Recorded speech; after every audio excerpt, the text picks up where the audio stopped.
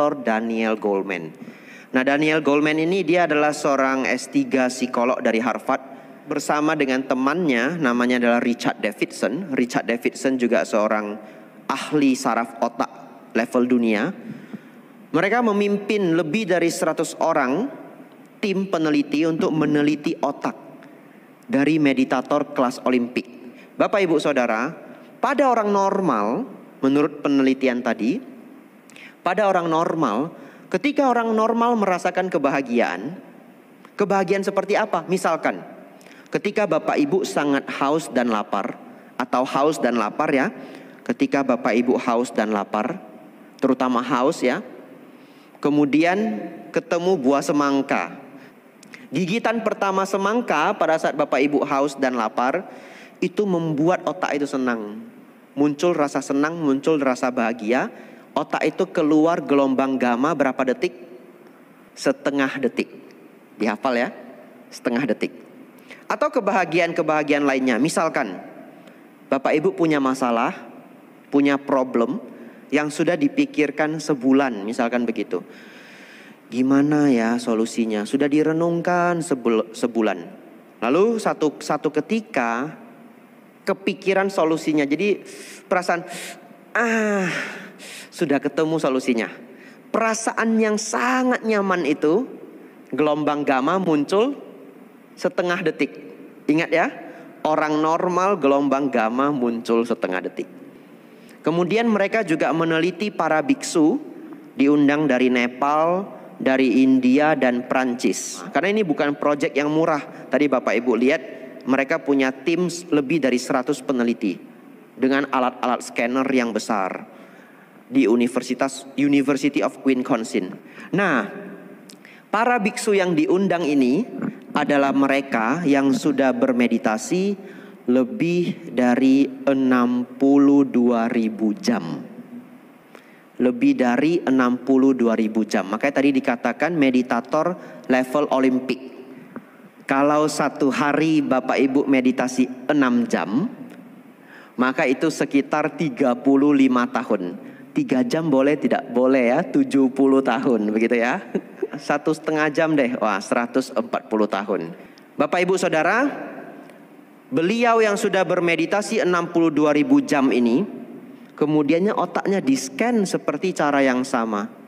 Dan apa hasilnya? Luar biasa mengejutkan. Kalau pada orang normal tadi, sesekali ketika bahagia muncul gelombang gamma selama setengah detik. Jadi kita tahu setengah detik ini adalah normalnya ketika manusia biasa berbahagia.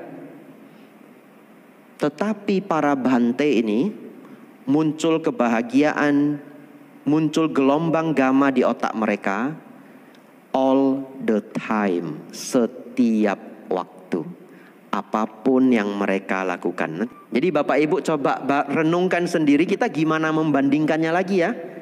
Orang normal sesekali setengah detik, tetapi mereka gelombang gamma itu muncul setiap waktu secara stabil. Sains hari ini kita tahu bahwa seseorang yang sudah berhasil melatih samadhi, bahkan dalam keadaan normal sehari-hari, batinnya itu sudah bukan batin yang normal, tetapi batin yang di atas normal, batin yang selalu bahagia. Kemudian Bapak Ibu, para biksu ini diminta untuk meditasi metta. Mereka diminta untuk meditasi metta karena meditasi metta itu ada di setiap aliran. Kemudian para biksu masuk ke dalam meditasi metta. Begitu para biku ini masuk dalam meditasi metta, gelombang gamanya lompat lagi 700 sampai 800%. Waduh, sudahlah, sudah tidak bisa dihitung lagi.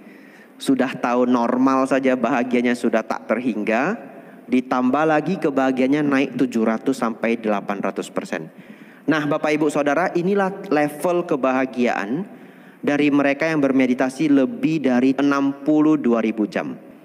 Tapi Bapak Ibu jangan berkecil hati, karena kalau ngejar 62.000 jam, waduh kayaknya sulit sekali ya. Nah di buku Altered Traits yang ditulis oleh Dr. Daniel Goleman, mereka juga meneliti mereka yang meditasi 10.000 jam. Dan ternyata yang meditasi 10.000 jam, gelombang gamma ini sudah berkembang Begitu muncul gelombang gamma ini mencapai level beberapa menit, bukan setengah detik lagi. Padahal kalau andaikan saja gelombang gamma itu bertahan 1 menit, berarti itu 120 kali lebih bahagia, betul ya? Dari data ini, ya walaupun itu bahasa matematika, pengalamannya bagaimana kita tidak tahu. Nah, setelah 10.000 jam, bagian otak tengah, di tengah otak kita itu ada satu bagian otak namanya amigdala, kecil sekecil kuku jari ini. Nah, bagian amigdala ini menjadi lebih pasif setelah 10.000 jam. Nah, bagian amigdala ini adalah bagian yang membuat kita marah, membuat kita takut, dan membuat kita agresif. Ini satu bagian yang sama. Bahkan kalau amigdala ini sudah aktif, dia membuat otak kita itu menjadi berhenti berpikir.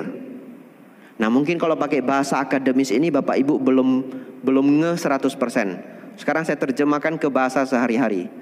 Kalau seseorang sudah ngamuk naik pitam, dia sudah tidak bisa berpikir, betul?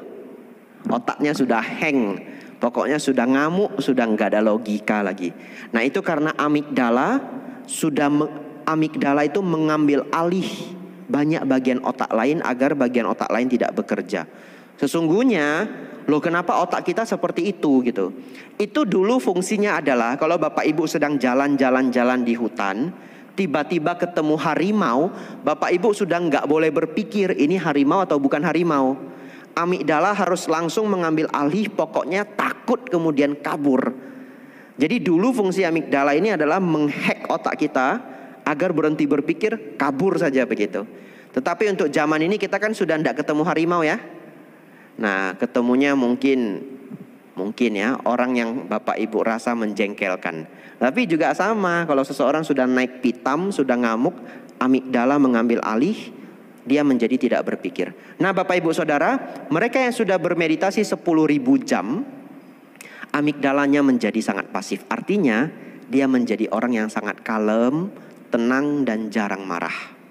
10.000 jam itu banyak ya. Kalau Bapak Ibu meditasi 1 hari 1 jam, berarti 10.000 hari.